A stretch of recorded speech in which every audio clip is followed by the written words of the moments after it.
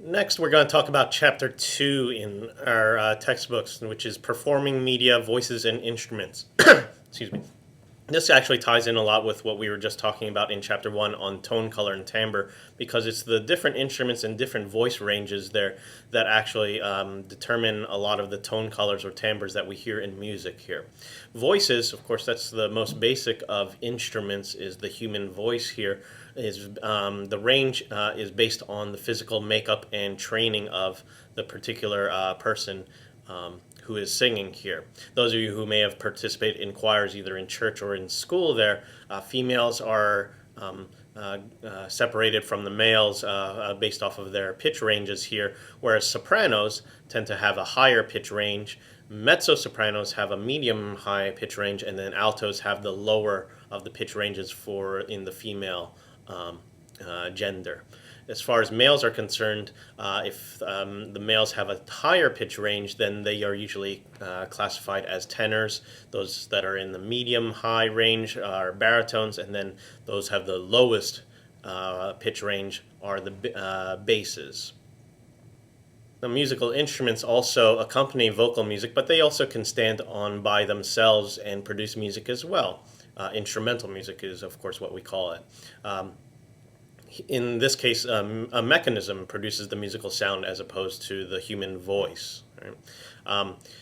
As far as Western instruments are concerned, Western culture music, they fall into 6 broad categories of different instruments that we classify them to: strings, woodwinds, brass, percussion, keyboard, and also electronic instruments as well there. Right? And they are frequently made in different sizes to cover a wide range, as some of them don't have as wide a range like the piano or other keyboard instruments do. Tone color often varies by the register. The register is the portion of range where instruments are playing. And then, depending on the culture that these instruments are being played in, sometimes their use is varied depending on that culture. Only a fraction of all instruments ever invented are actually in use even to this day here. All right, different instruments evolve through the years, although it's interesting how much of the orchestral instruments that we're using even to this day have been more or less in place over the past 200 years. And groups frequently are led by a conductor in order to keep the instrumental ensembles together. First category of instruments that I want to talk about are the string instruments. String instruments, the sound is produced by, again, a vibrating object, and in this case, it's a string that is being vibrated here. Longer strings, of course, produce lower pitches, and then the shorter strings produce higher pitches there. However, they're usually more tightly wound in order to compensate for these different pitch ranges on the strings as well. As far as the orchestral string instruments are concerned, there's the violin, viola, cello, and then the double bass. And in symphonic music, we usually don't pluck the strings, although that's used from time to time, but there's a bow that usually pulls the strings and then excites them in order for them to vibrate. Now, if we go into the online learning center, remember you could go to this at mhhe.com/Camian6 or follow the links on the Blackboard course site here. Go to Part 1 and choose Chapter 2 if you haven't done so already. And yes, you're responsible for doing the multiple choice quiz, but there's actually an interesting interactive chapter here that I want everyone to go through in order to familiarize yourself with all these different instruments, since there aren't too many concerts going on here.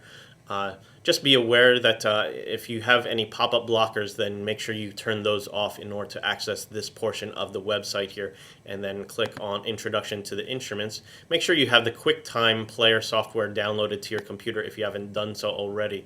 But here you can explore all the different string sounds here. Like, for example, here's the violin, and it's the smallest member of the string family and thus has the highest pitch range. And you can watch these QuickTime movies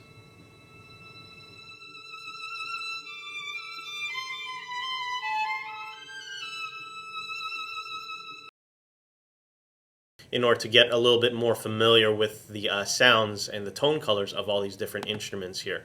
Here's the viola, which a lot of times students mistake for a violin here, but the viola is about 2 inches longer than a traditional violin, and thus has a lower pitch range and has a little bit of a darker or a thicker, maybe a little bit warmer sound than the violin.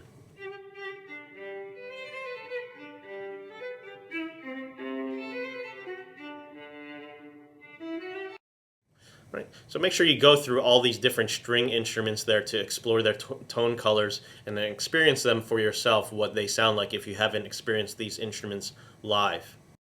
So be sure to go over all the different instruments here, including the woodwinds, brass, and percussion and keyboard instruments there, so you could get a good feel of that there. Remember, you could click the plus and then you'll see all the different instruments that fall into the different categories of woodwinds, brass, percussion, and then keyboard as well. Before I go on to the next chapter here, I wanted to finish things up here with the percussion instruments, in particular because there's such a wide range of different percussion instruments that we'll see here. Percussion instruments can fall into 2 different categories: those that create definite pitches like the timpani, the glockenspiel, xylophone, celeste, chimes there, but then there's also percussion instruments that can create some what we call indefinite pitches, that there is no particular pitch. You can't identify it by a letter like you can on the keyboard, like A, B, C, D, E, F, G, F sharp, or anything like that there, just because the pitch wavers so much there and the sound waves aren't definite in that regards here. The best way to explore this here is through, if you go into the online learning center here, there's an instrument lab here. Click on this. This is a really cool thing that they have on the website here. They separated these into different instruments here. Click to begin here. Then here we have bongos, which are indefinite pitches here. Here you see the picture of the bongo, and we could actually virtually play the bongos here. If you go to your computer keyboard and start pushing B and N here, you could go. Now you could tell that the smaller bongo has a higher pitch there, but it doesn't have a definite pitch to it there. And then the bigger bongo has the lower pitch there. You could also play the claves if you start pressing C. Okay, there's no definite pitch to that there. There's also the congas, which are bigger versions of the bongos, I guess is one way of describing it. And then we also have crash cymbals. Again, indefinite pitches here. The triangle as well. Now there's no definite pitch to that, but there are pitches that have definite pitches, like the Glockenspiel here.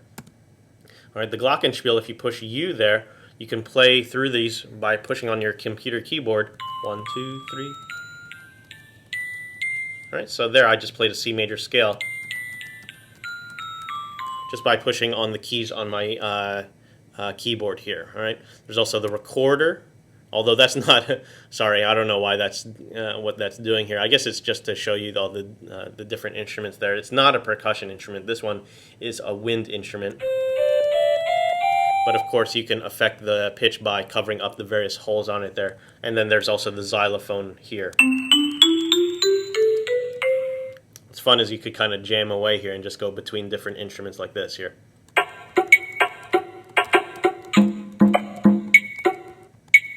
So have fun playing around with the instrument lab. Of course, don't forget to do the multiple choice quiz that goes in conjunction with this chapter 2 in your textbook.